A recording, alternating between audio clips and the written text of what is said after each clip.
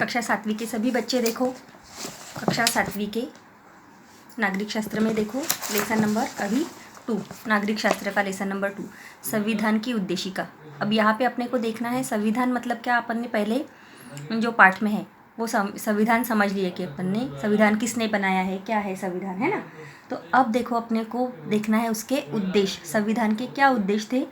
हमने पिछले पाठ में जो सीखा है उसके आगे की प्रोसीजर है। उद्देशिका मतलब, उद्देशिका इसका मतलब होता है अर्थ, संविधानाचा काय अर्थ आहे, समजलं। तर आपण इथे वाचून घेऊया। पिछले पाठ में हमने क्या सीखा, संविधान कानून का महत्वपूर्ण दस्तावेज है। संविधान कानून का एक महत्वपूर्ण दस्तावेज है ना, जिसके आधार पर देश का शासन चलाया जाता है। भारत के संविधान का निर्माण संविधान सभा द्वारा किया गया।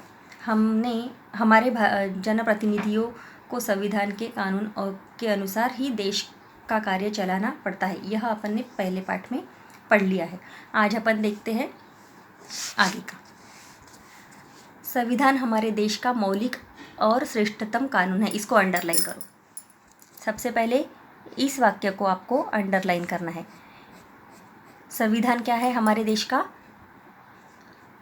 श्रेष्ठतम मतलब महत्वपूर्ण कानून है, जिसके हिसाब से, जिसके दायरे में रहकर ही जनता के सरकार जनप्रतिनिधियों को पूरे कार्य करना पड़ता है, कार्य चलाना पड़ता है। कानून के अनुसार ही देश के कार्य चलाने पड़ते हैं, इसलिए उसे क्या कहते हैं, मौलिक और श्रेष्ठतम कहते हैं।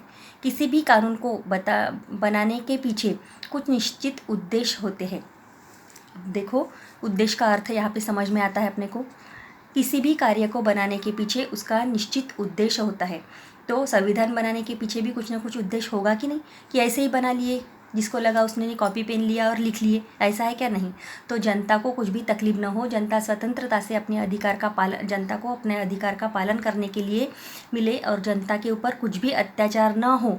किसी की भी सरकार अगर आती है, पर सरकार को किसी की भी सरकार अगर आती है तो सबको नागरिकों के साथ में कैसे बर्ताव करना चाहिए, ये सब कानून के दायरे में रहकर ही अपने को अपनी सरकार चलानी पड़ती है, ठीक है।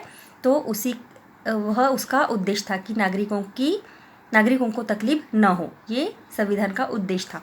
ये उद्देश्य निर्धारित किए जाने के बाद विस्तार में कानून के अन्य कानून अथवा प्रावधान बनाए जाते हैं।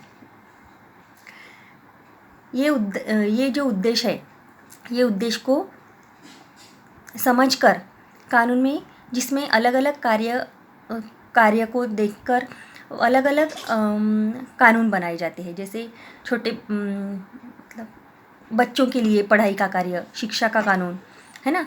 उसके बाद में गरीब लोगों को अन्न धान्य वाटप का कानून, राशन कार्ड का कानून, स्त्रियों के ऊपर अत्याचार नहीं होने चाहिए, इस प्रकार से इसलिए बनाए गए कानून। तो विविध कानून जो है वो कौन बनाता है, जनप्रतिनिधि जो बनाते हैं। पर उनको कैसे बनाने पड़ते हैं, संविधान के दायरे में रहकर ही यह सब कानून बनाने पड़ते हैं। और क्यों बनाना पड़ते हैं, क्योंकि सरकार अच्छे से चलनी चाहिए और अच्छा कार्य होते रहना चाहिए, इसलिए नागरिकों को तकलीफ नहीं होनी चाहिए। इसलिए उन कानूनों की एकत्रित रूप में संक्षिप्त और सुसूत्रता के साथ की गई संरचना को उद्देशिका कहते हैं। ये सब कानून को एकत्रित रूप से, सुसूत्रता मतलब अच्छे से बांध के रखने का कार्य एक संरचना करती है, उसी का नाम है उद्देशिका। उद्देशिका हमारे संविधान के उद्देश्यों का परिचय कराती है।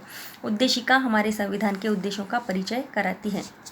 हमारे संविधान में सब चीज़ लिखी हुई है। हम जब पढ़ते हैं तो हमको हमारे कानून, हमारे अधिकार का पता चलता है।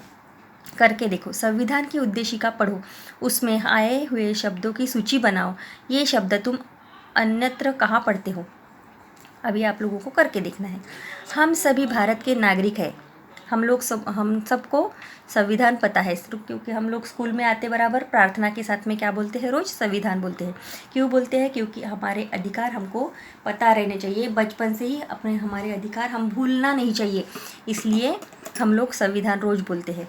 संविधान में क्या लिखा है, सबसे महत्वपूर्ण बात है, हम सभी क्या है, भारत के नागरिक हैं। हम सभी भारत के, ये महत्वपूर्ण शब्द है।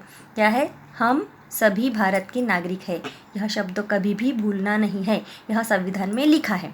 कि उसके बाद में देखो, हम सभी को एक देश के रूप में क्या प्राप्त करना है, हम सभी नागरिकों को देश से क्या प्राप्त करना है, यह संविधान में लिखा हुआ है। इसे उद्देशिका स्पष्ट करती है। ये जो संविधान में लिखा है ये अपने को पता चलता है। इसमें उल्लेखित मूल्य, विचार, लक्ष्य और उद्देश्य उदात्त है। उन्हें कैसे प्राप्त करना, इससे संबंधित कानून संपूर्ण संविधान द्वारा स्पष्ट किए गए हैं। संविधान में क्या लिखा है?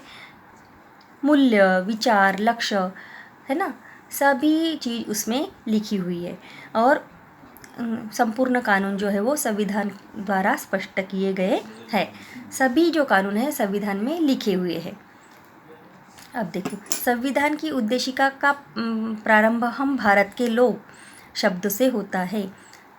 संविधान की उद्देशिका मतलब पहले पेज के ऊपर जो संविधान लिखा हुआ है वह अगर पढ़ते हैं तो पूरे संविधान का स्वरूप अपने को, अर्थ अपने को ध्यान में आ जाता है। तो संविधान का पहला शब्द क्या है जो हमको मालूम है? हम भारत के लोग। तो यह शब्द को कभी नहीं भूलना चाहिए। यह शब्द को हम लोगों ने कभी भूलना नहीं चाहिए। वो क्या है?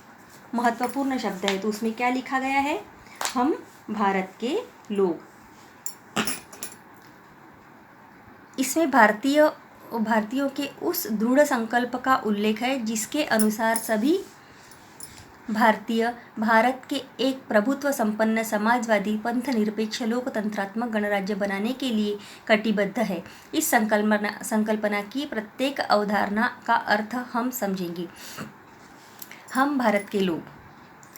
हम भारत के लोग कैसे हैं? प्रभुत्व संपन्न है, समाजवादी है, पंथ निरपेक्ष है, मतलब जाति भेद यहाँ पे नहीं है, लोकतंत्रात्मक है, गणराज्य बनाने के लिए हम लोग ये कटिबद्ध है ना। ऐसा भारत देश बनाने के लिए हम लोग संविधान के दायरे में रहकर कटिबद्ध है। इस संकल्पना की प्रत्येक अवधारणा का अर्थ हम समझेंगे। अब देखो, प्रभुत्व संपन्न मतलब क्या? प्रभुत्व संपन्न मतलब क्या? देखो, भारत पर दीर्घकाल तक अंग्रेजों का शासन रहा। यह शासन 15 अगस्त 1947 को समाप्त हुआ। हमारा देश स्वतंत्र हुआ। भारत संपूर्ण प्रभुत्व संपन्न हुआ। हम अपने देश के विषय में उचित नीतियाँ बनाने और निर्णय लेने के लिए स्वतंत्र है। संपूर्ण प्रभुत्व संपन्न का अर्थ किसी देश का किसी विदेशी नियंत्रण में न होना है। हमारे समग्र स्वतंत्रता आंदोलन का सबसे प्रमुख उद्देश्य प्रभुत्व संपन्न बनना था। प्रभुत्व संपन्न बनने का अर्थ सरकार चलाने का सर्वोच्च अधिकार प्राप्त होना है। लोकतंत्र में प्रभुत्व संपन्नता जनता के अधिकार में होती है। जनता अपने प्रतिनिधियों का चुनाव करती है तथा उन प्रतिनिधियों को उनकी संप्रभुता के अधिकारों का उपयोग करने की अनुमति प्रदान करती है। हम अपने देश के अंतर्गत कौन से कानून बनाए, यह निश्चित करने का अधिकार जनता और जनता द्वारा चुनी गई सरकार को प्राप्त है। अब प्रभुत्व संपन्न मतलब क्या? प्रभुत्व संपन्न होने का अर्थ क्या है? किसी देश का किसी विदेशी नियंत्रण में न होना, अपने ऊपर किसी विदेशों का पगड़ा नहीं होना, सरकार चलाने का सर्वोच्च अधिकार प्राप्त करना, अपने ऊपर सरकार चलाने का अधिकार प्राप्त करना। अपना भारत देश कब स्वतंत्र हुआ और कौन करता है? जनता द्वारा इसका